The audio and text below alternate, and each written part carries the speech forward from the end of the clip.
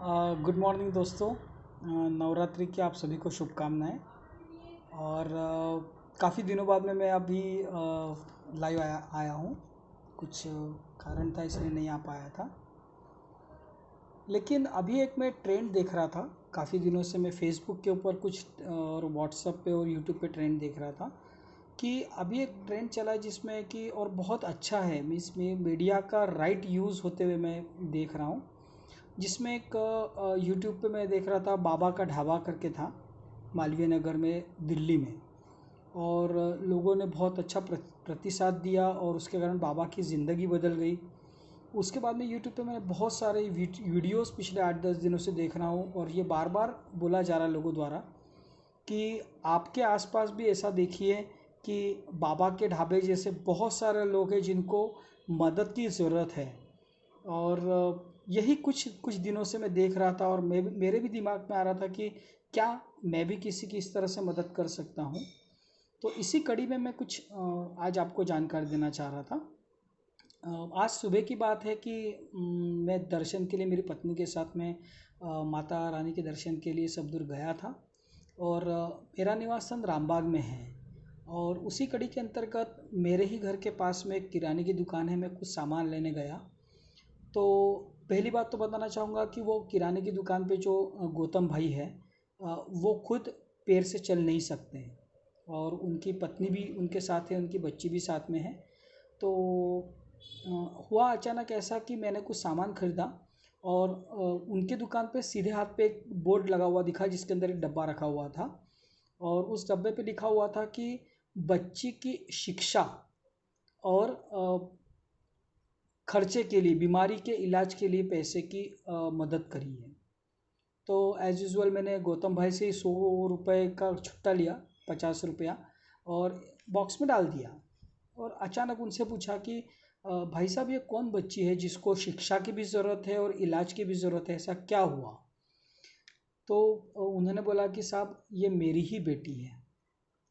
और फिर मैंने बातचीत करना उनसे शुरू किया और पता करना शुरू किया कि एग्जैक्टली हो क्या रहा है। तो बातों बातों में उन्होंने बताया कि मेरी बेटी को इस प्रकार की एक बीमारी है जो लाखों लोगों में एक को होती है। उसकी कभी भी तबीयत ख़राब हो जाती है और बैठे बैठे उसकी हड्डियां टूट जाती है। मुझे तो नहीं पता उस बीमारी को क्या बोलते, लेकिन ये पता है कि बहुत रेयर केसेस की बीमारी है। फिर बातचीत का दौर चलता रहा। मैंने उनसे पूछा कि वो आपकी बच्ची क्या करती है, तो बोले कि अभी तो वो बेड पे है लेकिन अभी वो वॉकर से चलना उसने शुरू किया है।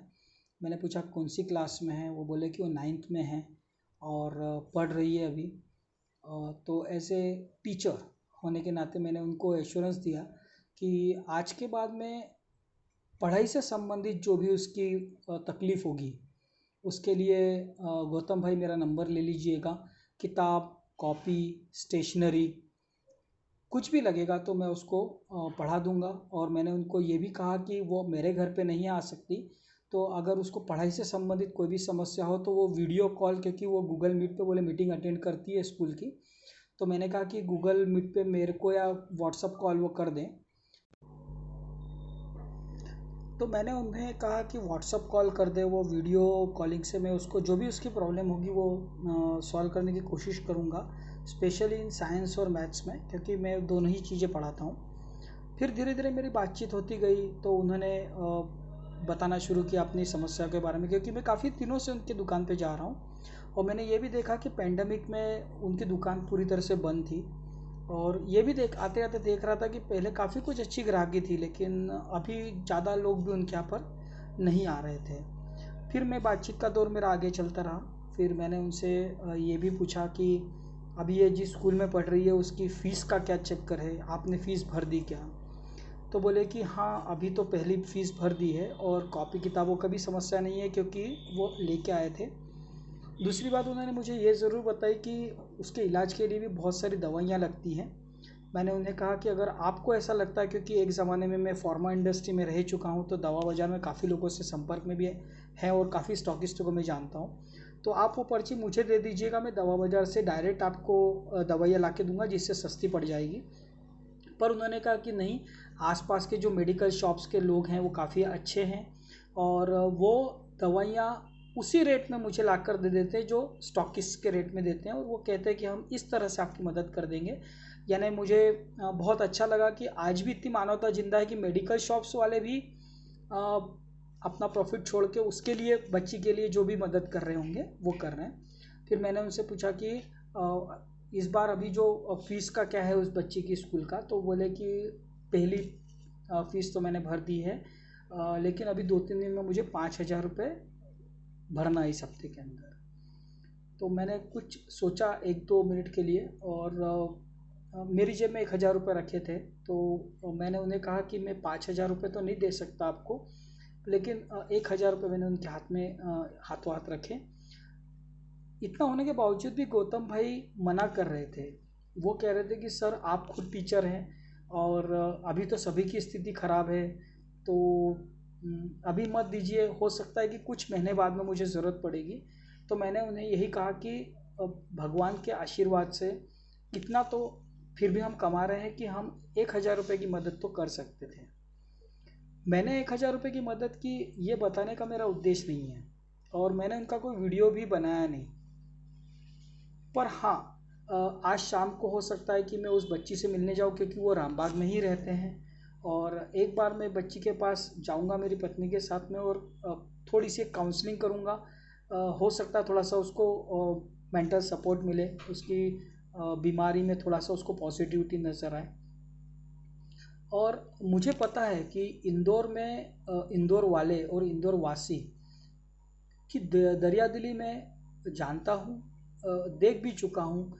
इनफैक्ट अभी जब कोरोना काल में पूरा इंदौर बंद था, उसके बावजूद जो माइग्रेटेड लोग जो मुंबई और पुणे और दिल्ली से पता नहीं हज़ारों किलोमीटर चल के हज़ारों किलोमीटर जा रहे थे, तब भी इंदौर के लोगों ने अपनी जान की परवाह न करते हुए उन पे लाखों रुपए का जो है वो पैसा दिया, खाना दिया, पीना दिया, जो आप सभी जानते हैं, मुझे बताने की ज़रूरत नहीं है।